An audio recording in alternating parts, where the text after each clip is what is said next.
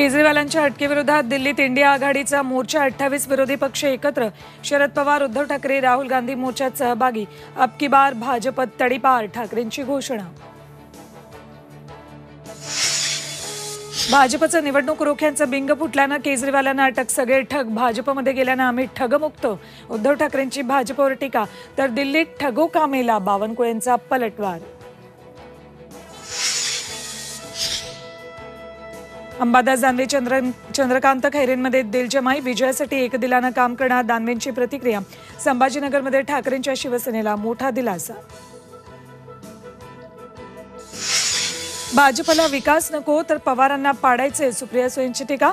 उमेदवार मिळत नसल्यानं घर फोडून आई समान व्यक्तीला उमेदवारी दिल्याचा दावा। नाशिकची जागा शिवसेनेलाच सुटेल, शिवसेना शिंदे आमदार संजय शिरसाटांचा दावा।